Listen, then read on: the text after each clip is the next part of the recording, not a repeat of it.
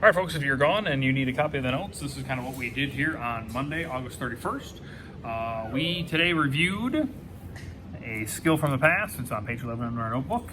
Order of operations.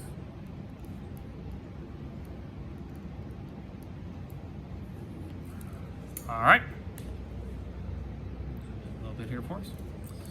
We always start off every lesson with an essential question. It's going to be like our driving force behind what we're going to be talking about that day.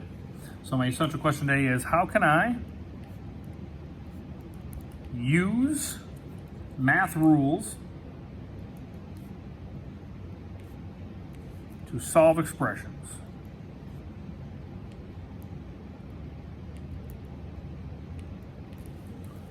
Okay.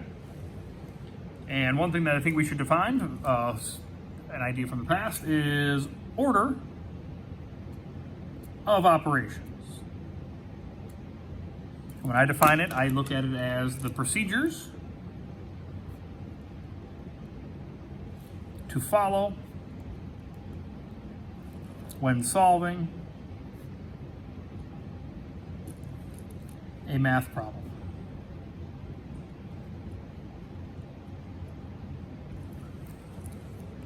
The phrase that you've learned in the past that helps you with order of operations is PEMDAS.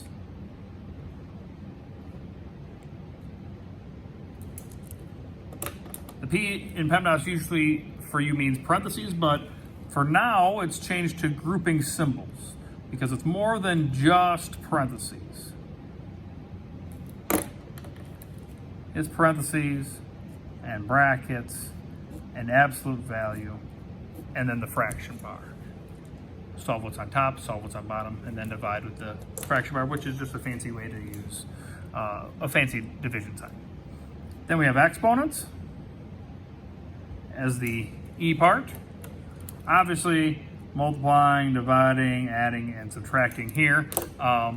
Multiplying and dividing, the little blurb I want to make sure that we put these two together here is because we need to solve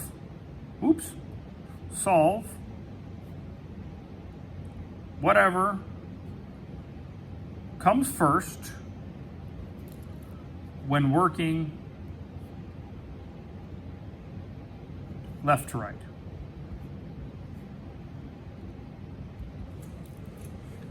So when I'm going left to right in the problem, if multiplication comes first, then I multiply. If it's a division problem, then I divide.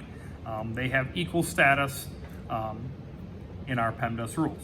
And that's the same thing for addition, subtraction. We solve them after multiplying or dividing, but again, I solve whatever comes first when we're working left to right. Okay, so subtractions further left, I do that first. So let's do two examples here. This is what we did in class today. Example 1, 12 divided by 6 plus 3 times 3 squared. All right, so when I look at this problem, I see that we have no grouping symbol, so we can skip that part. I do see we have an exponent, so that's 3 squared. So 3 squared is 9 because it's 3 times 3. I'm going to bring down everything we haven't used, all numbers and operations. 12 divided by 6 plus 3 times 9.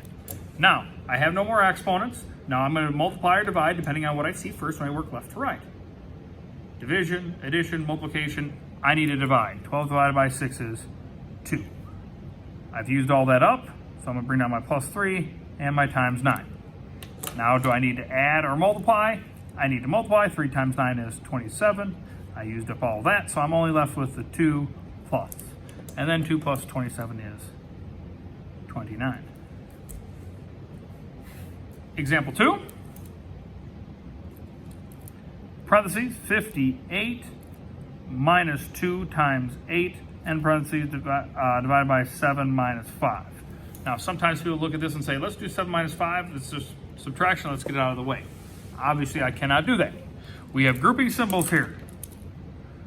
I'm going to solve what's inside the grouping symbols like its own separate problem. So do I want to subtract or multiply? Obviously, multiply 2 times 8, which gives me 16. I'll bring down my 58 minus, bring down my parentheses, divide by 7 minus 5. Now, I have one other problem inside these grouping symbols. I couldn't get rid of those grouping symbols yet because I haven't solved everything yet inside of it. 58 minus 16 is 42. I can get rid of the parentheses now because there's nothing else to solve inside, and there's no number directly next to the parentheses to indicate multiplication. Bring down my divided by 7 minus 5. So I need to divide before I subtract. So 42 divided by 7 is 6. And then 6 minus 5 is 1. Our homework, which is inside the Google Classroom classwork section, is the order of operations worksheet. There's 10 problems on there. Make sure you show your work.